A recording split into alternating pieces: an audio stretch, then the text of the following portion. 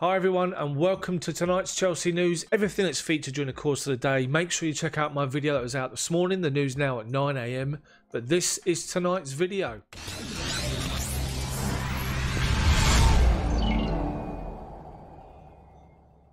First up, transfer news, and we're going to go into goalkeepers straight away with news that Manuel Neuer is tipped to sign a brand new contract at Bayern Munich. He had been linked with Chelsea.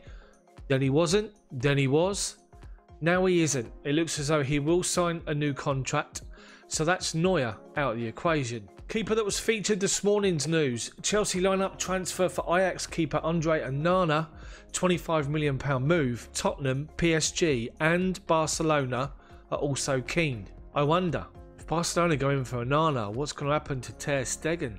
More an update on Philippe Coutinho and a surprising development. Looks as though Arsenal were in for Coutinho and are going to be offered the chance to sign him for 75 million along with Chelsea, or the same deal as Chelsea's got, the loan arrangement. I wonder what's going to happen if Arsenal can afford it. The law of not playing in the Champions League and not challenging for titles will be of an appeal for Coutinho compared to Chelsea over in West London. Make of that what you will. Also news on the youngster tonight, Max Bird at Derby, who Frank Lampard gave his debut to last season. The 19-year-old midfielder has been linked with a move to Chelsea, and it's been quoted that Chelsea must pay a fee of $5 million to take the youngster to Stamford Bridge. So to John Terry now, and there is numerous articles featured heavily today in an interview, a Q&A session he did on Instagram. First and foremost, Chelsea legend John Terry names Diego Costa as the funniest teammate he's ever had. Now look at that photo of Costa, by the way. Look at his eyes. He just looks like somebody you just would never want to cross in the street at night in the dark. The guy was an absolute revelation. He scored 52 goals in 89 games for Chelsea. He caused havoc up and down the country. He was the beast. He was someone loved the battle, loved the fight, as we've seen on numerous occasions. And I never personally ever thought you'd see somebody come close to what Didier Drogba did and the influence that Didier Drogba had at Chelsea up front on opposing centre-backs. Costa was right up there with him. Apparently he's funny. John Terry said this: I would say Diego Costa was the funniest. Really broken English, but in the nicest possible way. The best character. On the training pitch, he was incredible. He'd want to fight you, want to win at all costs. And that was incredible to have every day. But off the pitch, he was just like a young pup. So much energy. Just lifted the whole place. Lifted people. That was a big miss when we let him go, actually. We had struggled to replace Costa, but we have now with Tammy Abraham. And I wonder who else will come in and join him. Steve Sidwell's in the press, having done some revelations on his time as a player.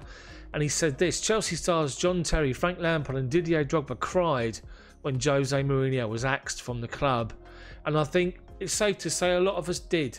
In an interview featured in the publication The Athletic, Sidwell was asked about the situation with Mourinho when Mourinho first left Chelsea. And he said this: I never felt that tension or thought he was in trouble. There were a few games before, you could see it in the press and it really bubbled up, but you didn't feel it on the inside. The players are all united. No one was turning against him. He had not lost the dressing room. The day he went, I was driving my wife to the airport and the news came on the radio and I just thought, shit, he's gone. What's going to happen? We were all then called into a meeting at Cobham. It was awkward when Jose came to say his goodbyes. You could have heard a pin dropped. It felt like someone had died.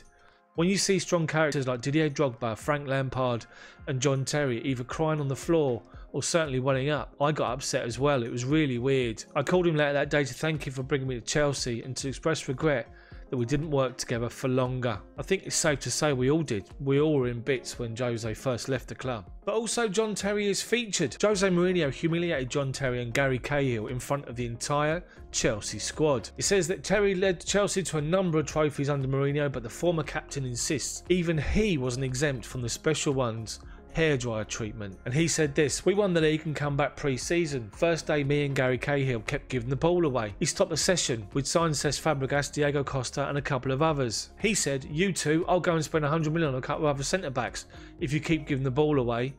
We just looked at each other and thought, oh wow. So me and Gaz now, first day of pre-season, we'd gone round starting smashing everyone in training. The tempo's gone up, everyone's kicking lumps out of each other. After training, he came up and put his arm around us both and said, that's why you'll be starting this season. He knew exactly what he was doing. He was 4 steps ahead of everyone else. John Terry also in this Q&A session on Instagram was talking about the fact that there were 2 clubs that bid for him while he was at Chelsea, and one of the offers was accepted. John Terry said this: "During my time, the only 2 clubs that approached me were Huddersfield when I first came through. Steve Bruce was manager of Huddersfield. Chelsea accepted a bid and Vialli said no, which obviously I'm very thankful to Luca for. He gave me my debut, a great man and a great manager." JT then talked of the second offer and he said this: "Then obviously the Man City one. Man City approached Chelsea, made an official offer. Simple as this. I sat with the owner face to face. And I said, I never want to leave Chelsea. That's a fact. If you want to sell me, then it's a different story. I'm telling you off the bat that I never want to leave this football club.